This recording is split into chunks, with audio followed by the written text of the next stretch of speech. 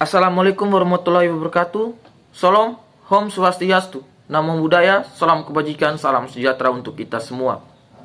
Perkenalkan, nama saya Christopher Subani, mahasiswa Universitas Katolik Widya Mandira Kupang, Fakultas Ilmu Sosial Ilmu Politik, Program Studi Ilmu Pemerintahan. Pada kesempatan ini, saya akan menjelaskan teori tentang sistem analisa politik Indonesia menurut teori David Eston. Jadi, menurut teori David Eston tentang analisa sistem politik Indonesia, itu dibagi menjadi 3 bagian. Yang pertama adalah input, yang kedua konversi, yang ketiga adalah output. Input terdiri dari tuntutan, dukungan, dan apatis. Tuntutan itu berupa demo, dukungan itu berupa support, dan apatis itu berupa masa bodoh atau tidak terjadi apa-apa. Setelah adanya input atau tuntutan atau dukungan, lalu diproses. Diproses itu kita kenal dengan konversi. Setelah adanya proses, lalu dikeluarkanlah sebuah keputusan atau kebijakan yang kita kenal adalah output. Setelah keputusan dikeluarkan atau kebijakan yang dikeluarkan, disosialisasikan kepada lingkungan, kepada masyarakat. Setelah disosialisasikan kepada lingkungan, kepada masyarakat, adanya feedback atau umpan balik dari kebijakan atau keputusan yang dikeluarkan oleh pemerintah. Baik teman-teman, untuk memahami lebih lanjut tentang teori David Eston, analisa sistem politik Indonesia, saya akan mengambil salah satu contoh agar kita memahami maksud dari teori David Eston tersebut. Jadi saya mengambil salah satu contoh, yaitu elektronik KTP. Sedikit informasi, elektronik KTP ini adalah kartu tanda penduduk yang dibuat secara elektronik, dalam artian baik dari segi fisik maupun penggunanya, berfungsi secara komputerisasi. Elektronik KTP ini juga dianggap sebagai beban negara karena biaya yang dikeluarkan oleh pemerintah itu untuk mengeluarkan belangko ini cukup besar.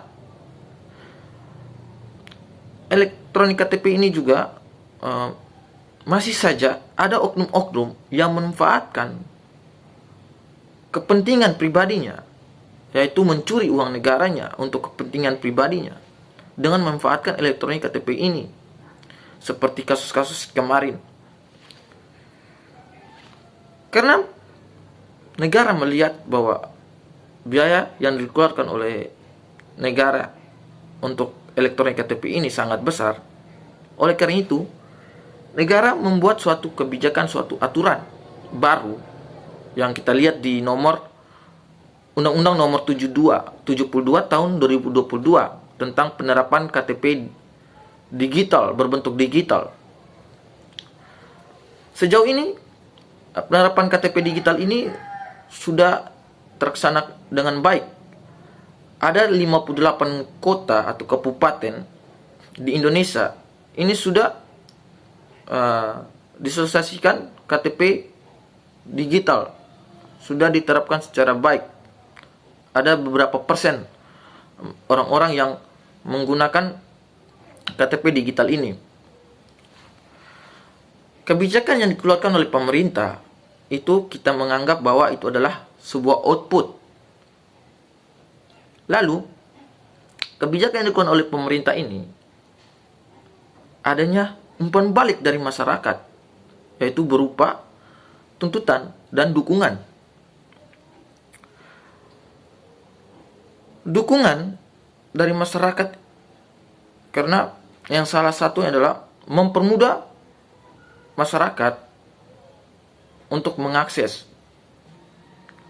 Tidak perlu lagi ke kantor Dispendu untuk mengurus tentang elektronik KTP ini dan dalam hal yang lain-lain tentang elektronik KTP ini.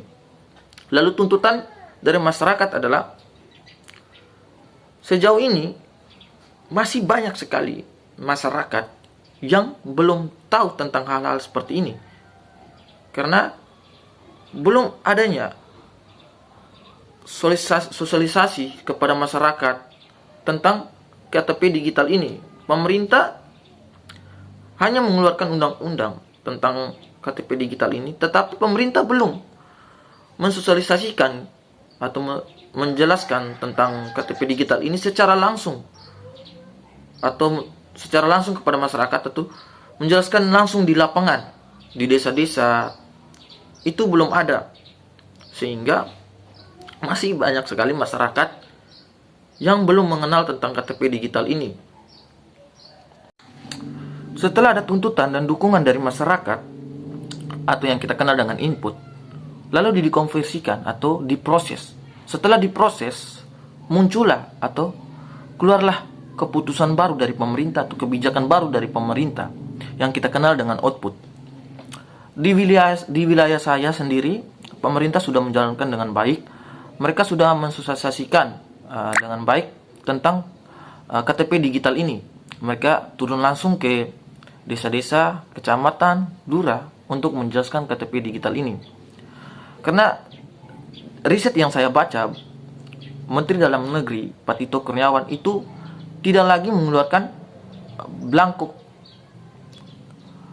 karena melihat biaya negara yang begitu besar untuk elektronik KTP ini cukuplah besar. Oleh karena itu, Menteri Dalam Negeri ini tidak mengeluarkan lagi belangko elektronik KTP, sehingga Menteri Dalam Negeri mengeluarkan kebijakan baru, yaitu nomor 72 tahun 2022 yang kita lihat di nomor 72 tahun 2022 tentang penerapan KTP berbentuk digital. Jadi menurut saya KTP digital ini sangat baik untuk dialokasikan kepada masyarakat.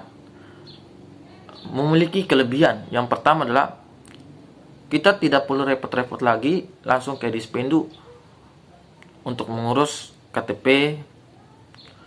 Kita langsung lewat aplikasi saja.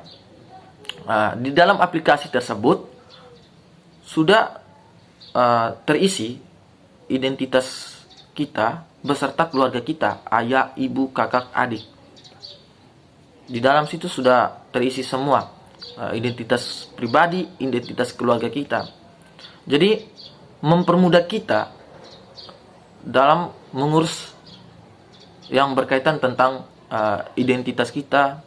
Karena menurut saya segala sesuatu kan pasti ada namanya urus tentang KTP, perlu adanya KTP, perlu adanya KTP. Kita mengurus sesuatu perlu ada namanya KTP. Jadi menurut saya KTP digital ini sangat baik dialokasikan kepada masyarakat. Tetapi masih saja ada juga kekurangannya juga tentang KTP digital ini. Yang pertama kekurangannya, apabila HP kita atau data kita tidak ada, kita tidak dapat mengaksesnya. Lalu ketika HP kita hilang, maka identitas kita juga hilang di situ. Tetapi kita masih bisa mengaksesnya apabila kita mengingat kata sandi dan nomor telepon. Karena daftar KTP digital itu menggunakan nomor telepon dan juga kata sandi. Jadi mungkin itu saja menurut saya. Mohon maaf apabila ada salah kata. Untuk itu mohon dimaafkan. Selamat siang.